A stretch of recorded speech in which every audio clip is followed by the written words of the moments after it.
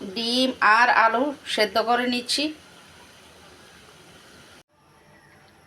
ডিম আলু সব খোসা ছড়িয়ে নিলাম। এখন আলুগুলো ম্যাশ করে নিব, মানে ভেঙে নিব।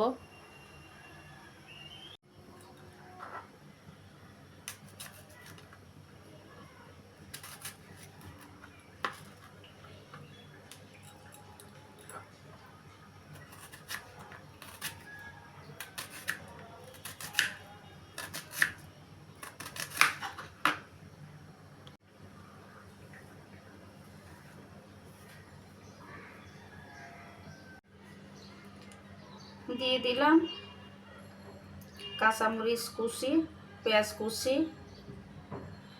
কর্নফ্লাওয়ার, লবণ, একটু করে বেকিং পাউডার। বেকিং পাউডার না থাকলেও চলবে, বেকিং পাউডারটা দিলে একটু ভালো হয়, ফুলে ফুলে যায়। তো এটা আপনারা না থাকলে না দিলেও চলবে, বা কর্নফ্লাওয়ার না থাকলে কর্নফ্লাওয়ারের পরিবর্তে বেসন বা চালের গুঁড়া ব্যবহার করতে পারবেন। এখন সব কিছু দিয়ে মেখে নিব। একদম রুটি বানানোর ডো যেরকম বানানো হয় এরকম বানিয়ে নিলাম।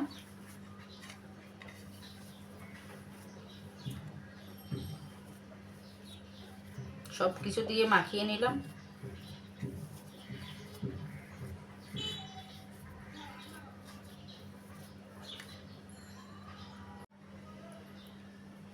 সেদ্ধ করা ডিমটা মধ্যখান দিয়ে কেটে নিচ্ছি। আমি দুটো বানাবো তাই একটা ডিম সিদ্ধ করলাম, আপনারা বেশি বানালে আরও বেশি ডিম সিদ্ধ করবেন।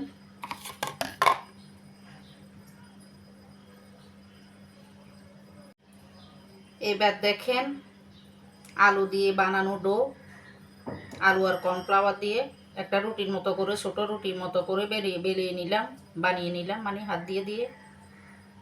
এই যে মধ্যখানে দিয়ে দিচ্ছি একটা ডিম, অর্ধেক ডিম।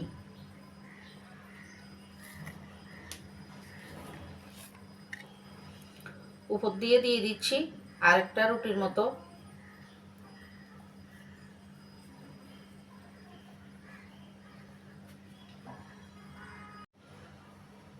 এই যে আমি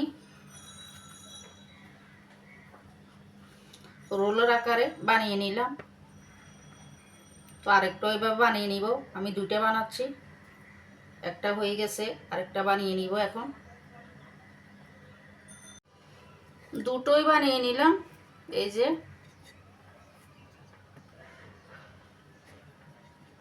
আলুর এগ রোল। তো উপর দিয়ে আমি একটু চাউলের গুঁড়া ছিটিয়ে দিচ্ছি। আমি আর এখানে কোনো বেসন মাখা টাকা বা চাউলের গুঁড়া মাখা টাকা কিছুই ব্যবহার করব না। উপর দিয়ে একটু ছড়িয়ে দিয়ে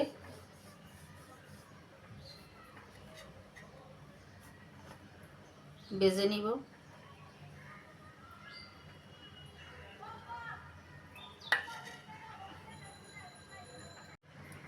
একদম ভাজার জন্য প্রস্তুত হয়ে গেছে।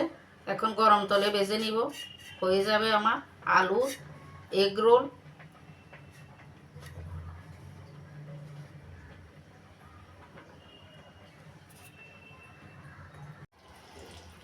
তো ভাজার জন্য গরম তেলে দিয়ে দিলাম, দুটো রোলও একসাথে দিয়ে দিলাম।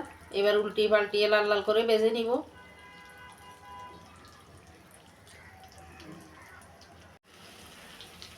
লাল লাল করে ভাজা হয়ে গেছে। এবার তেলের থেকে উঠে নিব।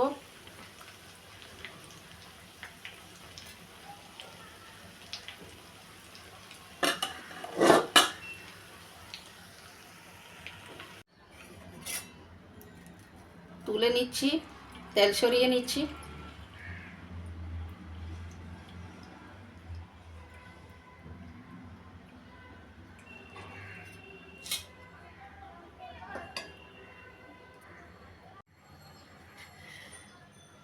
কি লোভনীয়!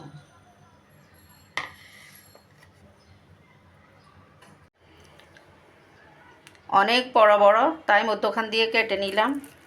এই যে দেখেন কেমন হয়েছে।